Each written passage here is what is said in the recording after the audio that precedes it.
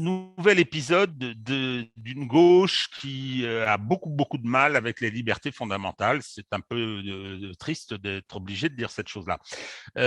C'est ce qui concerne l'initiative du président du Conseil général de Seine-Saint-Denis, du 9-3, qui s'appelle Troussel, et qui, lorsqu'il a appris que Éric Zemmour allait faire un meeting, non pas au Zénith comme prévu, mais compte tenu du nombre d'inscriptions, a demandé à le faire à Villepinte. Il a souhaité, dans la mesure où le parc des expositions, où aurait lieu ce meeting, se trouve dans la Seine-Saint-Denis, il a demandé à ce que ce meeting soit interdit. Et pour appuyer sa demande d'interdiction, il a lancé une pétition. Alors, malheureusement, au-delà de l'aspect politique, sur lequel on va peut-être revenir, mais au-delà de l'aspect politique, il y a le constat obligé de l'analphabétisme juridique qui habite certaines de nos élites politiques. La société qui exploite le parc des expositions de Villepinte doit le louer à qui le lui demande. Elle n'a pas le droit de refuser, c'est ce qu'on appelle au départ un refus de vente, mais c'est d'autant plus grave en la circonstance, puisque c'est ce que lui demande M. Troussel, de refuser de fournir et de permettre à Éric Zemmour d'être dimanche après-midi dans le lancement de sa campagne, c'est que si jamais cette société qui exploite le parc des expositions refusait cette salle ou décidait d'annuler l'initiative d'Éric Zemmour, elle commettrait une infraction pénale. C'est l'article 225-1 du Code pénal qui interdit la discrimination politique. Vous n'avez pas le droit de refuser un droit, de refuser une embauche, de refuser un logement au prétexte des opinions politiques de la personne à qui vous devez fournir ce service. C'est un service qu'on vend. Hein. Le parc des expositions, il sera payé par Éric Zemmour pour sa campagne électorale et par conséquent, la société qu'il sollicite doit lui fournir. Et si elle ne le fait pas, pour les raisons avancées par M. Troussel, eh ben, elle commettrait une infraction pénale. C'est quand même assez sidérant de constater que des élus de ce niveau sont capables de faire des propositions de ce type. Alors, il n'est pas le seul, malheureusement, aujourd'hui à procéder de cette façon. On a son presque homonyme, Fabien Roussel, candidat du Parti communiste, qui est actuellement à 2% dans les sondages, c'est dire son succès, hein, tout comme d'ailleurs Anne Hidalgo qui est à 4%, et je pense que M. Troussel la soutient. Toujours est-il que M. Fabien Roussel, qu'est-ce qu'il a fait, lui? Il a fait également une proposition extrêmement intéressante sur le plan juridique. Il a demandé, en déposant une proposition de loi, que les gens condamnés pour incitation à la haine, ce qui est le cas une fois d'Éric Zemmour, condamnés pour incitation à la haine, par conséquent, ne puissent plus se présenter à l'élection présidentielle. Alors, d'abord, première observation, M. Roussel, qui est parlementaire, donc qui vote la loi, qui l'élabore, qui la rédige, eh ben, il considère qu'on a le droit de faire des lois pour une personne. Eh bien non. La loi, elle doit avoir une portée générale. Hein, c'est quand même là aussi, je m'interroge sur le niveau de compétence de ces gens qui sont en ce qui le concerne régulièrement élus pour voter la loi.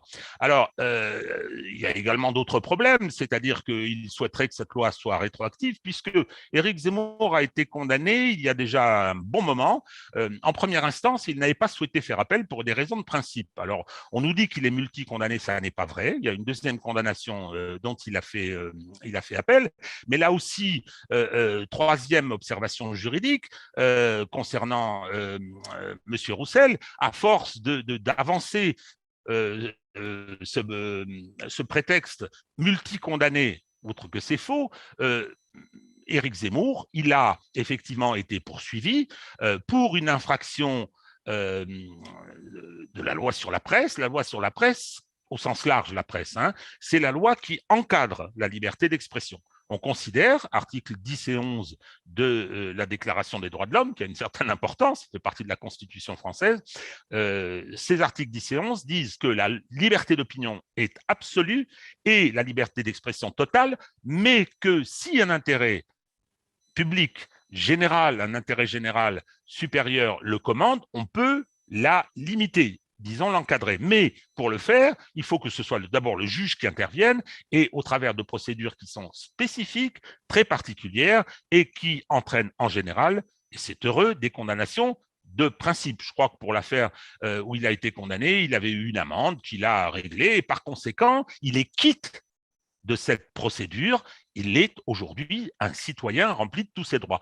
Eh bien, M. Roussel, il trouve que ce n'est pas normal, puisque Éric Zemmour défend des idées qui ne sont pas les siennes, eh bien, on devrait lui interdire de se présenter à l'élection présidentielle. Alors, M. Troussel veut qu'on lui interdise de parler, et M. Roussel veut qu'on lui interdise d'exercer ses droits de citoyen. C'est quand même assez extraordinaire. Et ça montre un petit peu la situation politique dans laquelle se trouve la gauche. C'est-à-dire qu'aujourd'hui, elle est, et chacun le sait bien, elle est dans une situation politique extrêmement pénible pour elle, puisque si on fait les additions, je parle bien des sondages, il faut être prudent, mais elle ne peut pas dépasser tout cumulé et à condition de mettre M. Jadot dans la gauche, ce que personnellement je ne fais pas, eh bien, on arrive péniblement à 25%, c'est-à-dire un score qu'elle historiquement bat. Je crois que dans l'histoire de la gauche française, qu'on va dater, disons, depuis 1848, identifiée comme telle, eh bien, ça ne s'est jamais produit,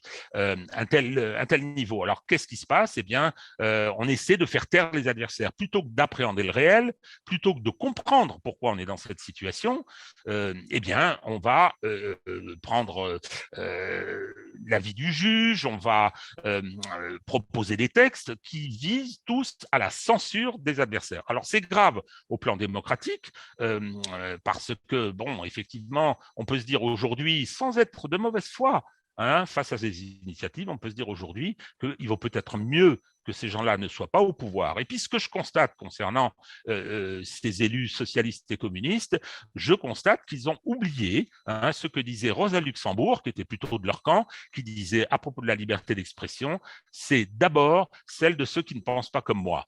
Ils l'ont un peu oublié.